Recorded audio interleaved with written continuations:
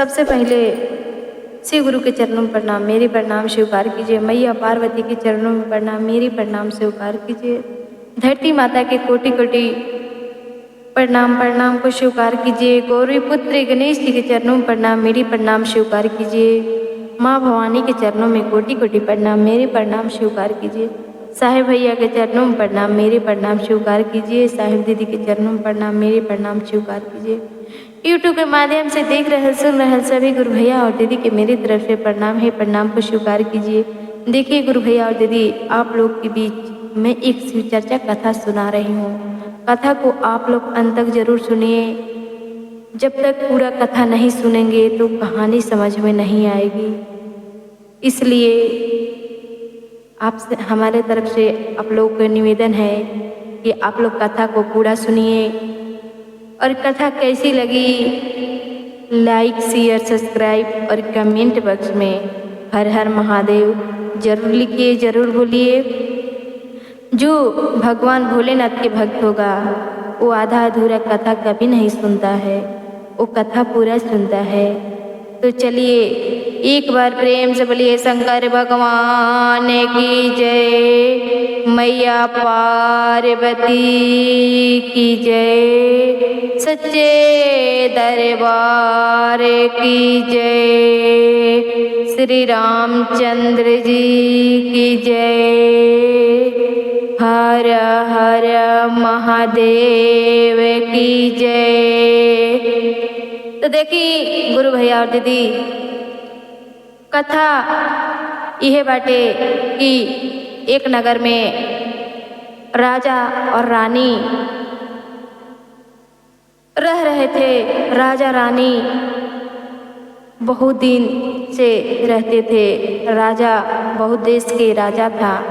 जो राजा थे वो देश के बहुत बड़े राजा थे, लेकिन उनके एक भी औलाद नहीं था। वो निर्वंशी थे। कोई भी अगर दरवाजा पर महर्षि ऋषि आता था भिक्षा के लिए, वो उनसे भिक्षा नहीं लेता था।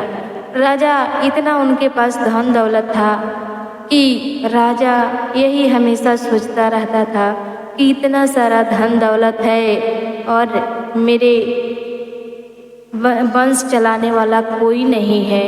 इसी वजह से राजा दुखी रहता था। तो जो मंत्री थे उनके साथ में रहते थे तो सलाह दिए कि राजा साहेब एक काम कीजिए कि आपके अगर इस पत्नी से नहीं गर्भ ठहर रहा है, नहीं औलाद हो रहा है, तो दूसरा शादी कर लीजिए। वो लोग सलाह दिए। राजा साहेब फिर दूसरा शादी कर लिए। उनसे भी वो भी रानी से कुछ नहीं हुआ। ऐसे करते करते 6 शादी कर लिए। 6 शादी करने के बाद उन लोगों से भी कोई औलाद नहीं हुआ। फिर राजा एक दिन बगीचे में बैठ के फूट फूट के रोने लगा। इतना रो रहा था राजा कि जो आज उनके कितना कष्ट हुआ, कितना तकलीफ हुई है कि इसके वजह से रोने लगा। जब उनके मंत्री उनके पास आए और बोले, आप तो देश के राजा हैं, फिर आपकी कौन सी तकलीफ है कि आप रो रहे हैं? तब बोले कि 6 शादी कर चुका हूँ, एक भी औलाद नहीं हुआ। वो भी मंत्री सलाह दिए कि एक बार और आप शादी कीजिए, कहीं 7वां रानी आए तो उनके गर्भ से कोई औलाद हो जाए। ऐसे सोच के राजा एक और शादी कर लिए। 7वां शादी भी कर लिए, लेकिन कुछ दिन बीता, कुछ नहीं हुआ। जो रानी थी शिव गुरु के पूजा पाठ करती थी, लेकिन उनको भी कोई औलाद नहीं हुआ। शिव गुरु की कृपा से कुछ नहीं अभी हुआ। लेकिन एक दिन उनके दरवाजा पे भिक्षा मांगने के लिए साधु आए। सब रानी ले लेके गई, साधु महाराज भिक्षा नहीं लिए। लास्ट में राजा साहब गए और भिक्षा देने के लिए साधु बाबा बोले, नहीं, तुम्हारे घर से मैं भिक्षा नहीं लूँगा। नहीं लूँगा क्योंकि तुम निर्वंशी हो, तुम्हारा वंश नहीं है, इसलिए मैं तुम्हारा भिक्षा नहीं लूँगा। इतना सुन के राजा बहुत दुखी हुआ और बोला कि आप ही बताइए हे महर्षि, मैं क्या करूँ हे साधु महाराज, कि मैं क्या करूँ। 7वां शादी भी कर लिया, 7 रानियां हो गई, लेकिन किसी के गर्भ से एक औलाद नहीं हुआ। मैं बहुत दुखी हूँ। इतना कह के बोले साधु बाबा कि जब तक तुम्हारे घर में वंश नहीं होगा, पुत्र नहीं होगा, तब तक मैं भिक्षा लेके नहीं जाऊंगा। तब चले गए साधु बाबा। इधर रानी लोग अपने काम करती थी, लेकिन 6 रानियां छोटी रानी से बहुत थोड़ा जलन करती थी, क्योंकि जब 7वां शादी हो गया राजा साहब के, तो उन लोगों को मन में उल्टा सीधा विचार होने लगा कि उनको मानते हैं राजा साहब, मेरे को नहीं करते, कुछ नहीं पूछताछ करते, नहीं मानते हैं। इन लोगों को 6 रानियां की जलन हो गई, उनको बहुत सताती थी 7वीं रानी के, लेकिन उनका कोई दिक्कत नहीं होता था। वो 7वीं रानी शिव गुरु की पूजा पाठ करती थी, मंदिर में जाती थी, गांव से बाहर शिवालय था, पूजा पाठ करके आती थी, अपने घर में सबके साथ रहती थी। लेकिन राजा साहब जो थे हमेशा दुखी ही रहते थे। यही सोच सोच के कि 7 शादियाँ कर लिया, एक भी औलाद नहीं हुआ। फिर एक दिन की बात है कि राजा साहेब अपने बगीचे में जाके बैठ के सोचने लगे, रोने लगे और भगवान को पुकारने लगे कि मुझसे कौन सी गलती की सज़ा दे रहे हैं हे भगवान, कि आज तक मेरा कोई पुत्र नहीं हुआ, कोई औलाद नहीं हुआ। मैं कहाँ जाऊँ, क्या करूँ, मेरा इतना सारा धन दौलत है, कौन वंश चलाएगा। तभी उसी समय शिव गुरु साधु को रूप पकड़ के उनके बगीचा में पहुँच जाते हैं और बोलते हैं, क्या तकलीफ़ है बाबू, तुम क्यों इतना कष्ट में है, क्यों कष्ट में है, तुम तो देश के राजा हो, तुमको इतना दुखी देखकर अच्छा नहीं लगता है। फिर भी वही राजा साहेब दोहराने लगे कि मेरा 7 शादियाँ हो चुका, लेकिन किसी के गर्भ से एक भी बच्चा पैदा नहीं हुआ, एक भी औलाद का जन्म नहीं हुआ। तो वही साधु बाबा एक जरी दिए, बोले कि ले जा 7 रानी का ये जरी पिला देना और उनके गर्भ से पुत्र जरूर होगा। ले गए राजा साहेब, वो जड़ी दे दिए बड़ी रानी को।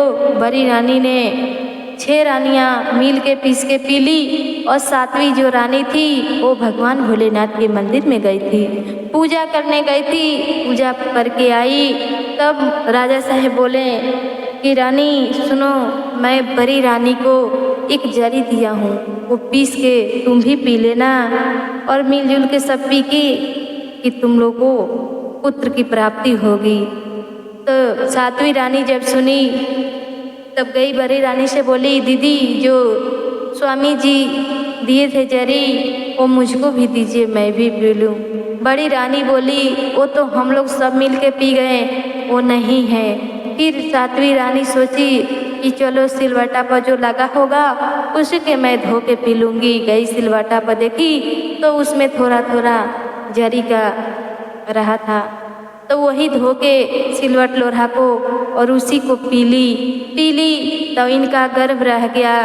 वो तो भगवान भोलेनाथ की कृपा था। ये तो सच्ची भक्ति से भाव से भोलेनाथ के पूजा पाठ करती थी। इनके मन में कोई पाप नहीं था, मन में कोई छल नहीं था, एकदम सीधा थी। इनके कोई मन में कभी नहीं किसी के वजह से तकलीफ होती थी, कोई कुछ भी बोलते उनको टेंशन नहीं होता। लेकिन 7वीं रानी अपना वो पी ली और इनका गर्भ रह गया। अभी 6 रानियाँ जो पी थी इनको गर्भ नहीं ठहरा। अब सब सोचने लगी कि इनको गर्भ कैसे हुआ, जड़ी तो हम लोग पिए, ये तो जड़ी पी ही नहीं, लेकिन वो तो सिलवाटा को धोकर पी ली थी। लोग बोलने लगी कि इसको गर्भ कैसे ठहर गया। अब इनको मन में अंड संड विचार होने लगा, उल्टा सीधा विचार करने लगी और वही जाके राजा से जोड़ दी। राजा साहेब को जोड़ दी कि ये बाहर जाती है, हम लोग जरी पिए, हम लोग को बच्चा नहीं हुआ, बच्चा नहीं ठहरा, गर्भ नहीं हुआ, इनको गर्भ कैसे हो गया। जब राजा साहब सुने तो उनको बहुत तकलीफ हुई। देखिए, जब तक अपने कान से ना सुने, आँख से ना देखें, देखिए गुरु भैया दीदी, तब तक किसी पर विश्वास ना करें। वही राजा साहब के साथ हुआ, जो राजा साहब ने न आँख से देखे थे, न कान से रानी से, सतवी रानी से सुने थे, बड़ी रानी के मुंह से सुने। अब ये उल्टा सीधा जाके बोल दी, वही विचार पे इनका गुस्सा आ गया और गुस्सा के कारण सातवीं रानी के गर्भ के सब लोग बोलने लगे, गांव टोहला मोहल्ला के कि छह रानियां जो जरीपी थी उनको गर्भ नहीं रहा, सातवीं रानी के गर्भ कैसे ठहर गया, ये जरूर किसी न किसी से मुंह काला की है। जब इतना वो रानी जब सुनी, उनको भी बहुत तकलीफ हुआ। इतना बोली, हे स्वामी, आप ही का गर्भ है, किसी और का नहीं है। फिर भी राजा साहब नहीं माने, उनको घर से बाहर निकाल दिए। लेकिन सातवीं रानी जो थी, देखिए, वो अपने मायके नहीं जाती है। अपने मायके क्यों नहीं जाती कि वो राजा की एक पत्नी रानी है। तब जब अपनी मायके जाएगी तो मायके वाला क्या बोलेंगे कि इतना सारा धन दौलत, इतना राजा महाराज के औरत ऐसी आई, सब लोग अच्छा नहीं मानेंगे, मेरा पिताजी का नाम खराब हो जाएगा। ये सोच के रानी धीरे धीरे चलते चलते बहुत सारा वन में, जंगल में चली गई। जाके वहीं पे एक कुटिया था साधु बाबा के, वहीं पर रहने लगी। कुटिया के पास में रहने लगी। जब 9वां महीना हुआ तो सुंदर से बालक का 2 पुत्र का जन्म दी। दोनों बच्चे धीरे धीरे बड़े हुए। रानी इधर उधर से भिक्षा मांगे और दोनों बच्चों को पाली, बड़े की। और जब बड़े बच्चे हो गए तो सोचने लगी कि माँ भिक्षा मांग के लाती है तो हम लोग खाना खाते हैं, क्यों ना हम दोनों भाई मिलकर जाएं गांव में और भिक्षा मांग के लाएं और माँ की सहायता करें। इतना जब अपने में दोनों भाई राय विचार कर रहे थे और बोले कि माँ, अब तुम भिक्षा मांगने मत जाना, मैं दोनों भाई जाऊंगा कल से। उनकी माँ दोनों को गेरुआ वस्त्र पहना दी और बांस की बांसुरी और एक खंजरी और तुमरी बना के दोनों को दे दी और बोली, एक पोटली जो थोड़े आते हैं गांव में, देखते हैं गुरु भैया दीदी कि कैसे झोली लटका के भिक्षा मांगने के लिए कोई भी आता है साधु संत, तो वैसा ही बना के दोनों बेटा के और भेज दी भिक्षा मांगने के लिए। रोज दोनों पुत्र एक दिशा की तरफ जाते थे। अब 3 दिन में 3 दिशा गए, चौथा दिशा गए। चौथा दिशा जब गए तो अपने दरवाजा के सामने पहुंच जाते हैं। अब जाके वहाँ दरवाजा के सामने देखिए, भजन के माध्यम से सुनिए गुरु भैया और दीदी कैसे दोनों बच्चे गाना गाते हैं।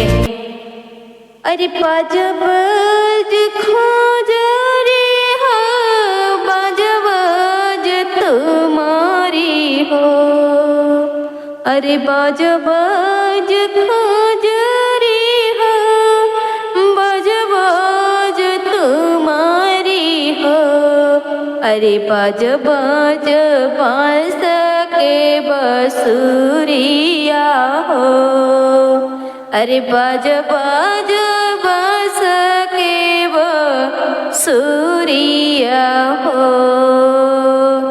पिताजी हमर रहले शिव गुरु, देशवा की राजावा हो, माई हमरो बना के को लिया, माई हमरो बना के कोई लिया। पिता हमरो कैले गुरुजी सात गो बियाहवा हो, पिता हमरो कैले गुरुजी सात गो माई के खेदले बना वास हो, माई के खेदले बना वास हो।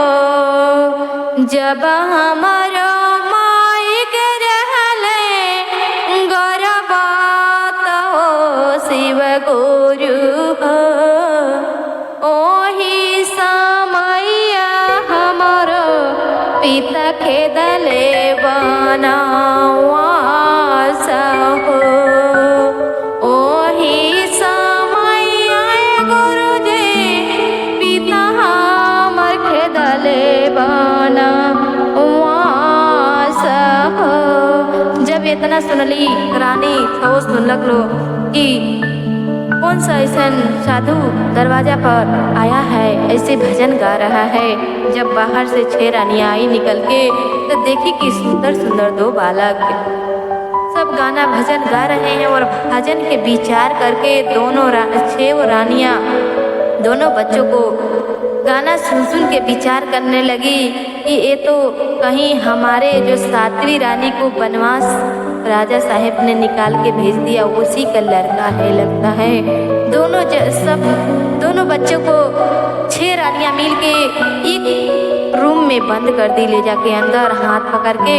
अब दोनों बच्चों को प्यासे भूखे तड़प रहे थे और रो रहे थे और उसी में गाना गा रहे थे कि माँ हमारी भूखी होगी, माँ मेरी राह देख रही होगी, ये क्यों हम लोगों को दोनों भाई को बंद कर दी एक रूम में, ऐसे क्यों किए। अब उसी में गाना गाने लगे बच्चे और रोने लगे। अरे बाज बाज खजारी हो, बाज बाज तुम्हारी हो, बाज बाज खजारी हो, बाज बाज तुम्हारी हो, बाज बाज बांस के बांसुरिया, बाज बाज बांस के बांसुरिया। पिताजी हमर रहले देशवा के राजावा हो, माई के भेजले बना वास हो, माई के भेजले बना वास हो। हमारो जे पिताजी कैले सतगो बियाहवा हो, ये शिव गुरु हो, माई के खेदले बना वास हो। जब इतना गाना गाते गाते बच्चे दोनों बेहोश हो गए। बेहोश होने के बाद जब भगवान भोलेनाथ देखते हैं कि मेरा भक्त मेरे बच्चे दोनों कष्ट में हैं, उनके देखा नहीं गया, फिर भगवान भोलेनाथ कैलाश पर्वत पर से एक साधु के रूप पकड़े और वही जो साधु के रूप भेष में पकड़ के आए जो पहली बार आए थे जब निर्वंशी थे राजा, उसी समय आए थे। फिर शिव गुरु आए और बोले कि भिक्षा दो।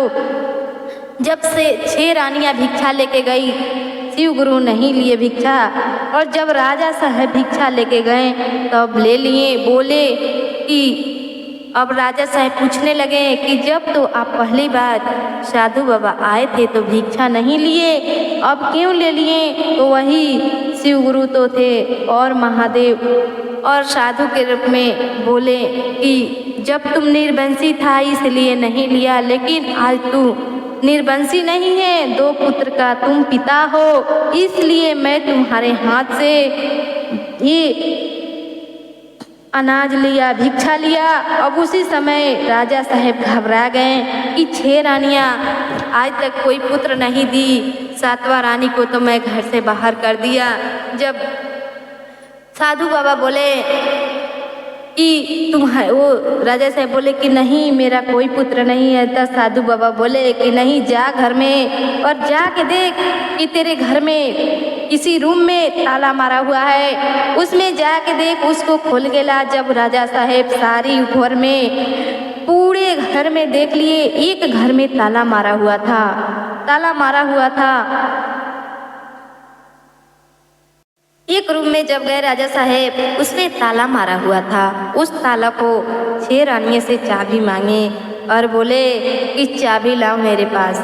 जब उस ताला को खोले तो देखे कि 2 सुंदर सुंदर बालक उसमें बेहोश पड़े हुए, गेरुआ वस्त्र पहने हुए हैं, मंजरी खंजरी और बांसुरी लिए हुए हैं।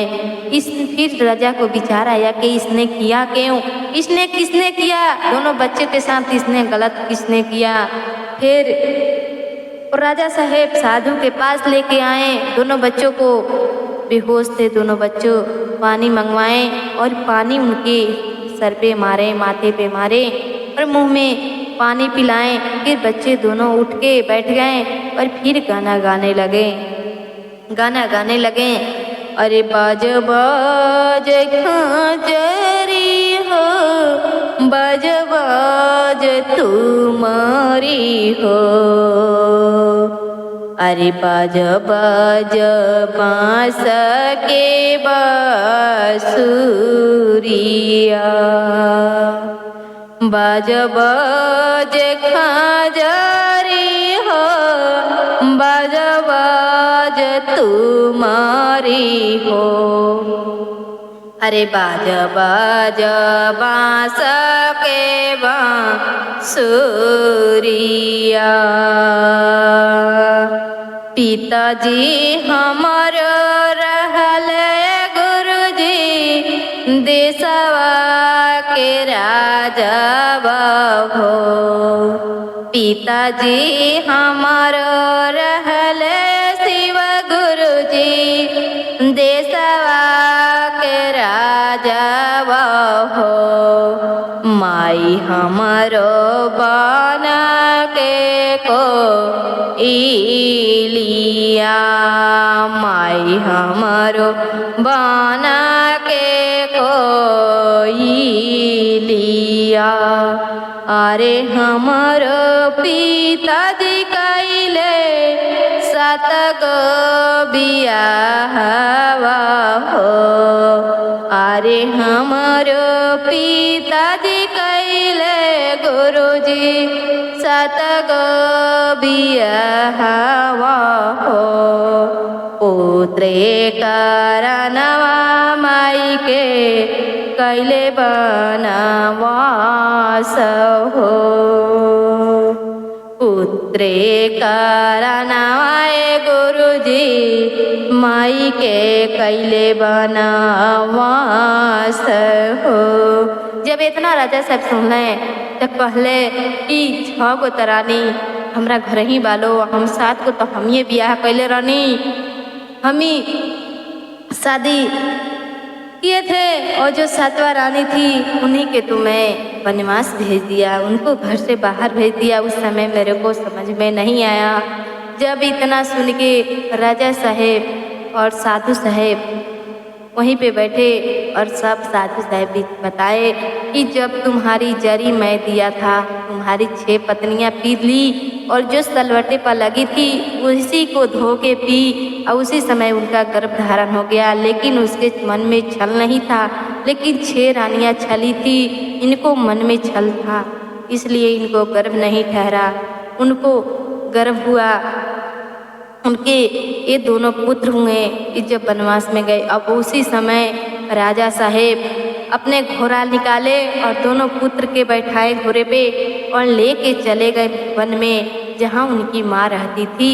जब वो माँ के लेके आए तब राजा साहेब 6 रानियाँ के घर से बाहर निकाल दिए और बोले कि इतना सारा राजपाट मेरे पुत्र भिक्षा मांग रहे हैं, इस दशा में घूम रहे हैं, मेरा इतना सारा धन दौलत, और मैं समझ में नहीं आया। उस समय जब 6 रानियाँ को बाहर निकाल दिए और वो रानी को रख के राजपाट संभालने लगे और साधु शिव गुरु उनको जैसे मिला के, जैसे हे भोलेनाथ, जैसे वो दोनों बच्चों को अपने परिवार से मिलाए, वैसे दुनिया संसार के बच्चे माँ पिता से मिला के रखने का हे भोलेनाथ सब पे दया करना, हे गुरुदेव।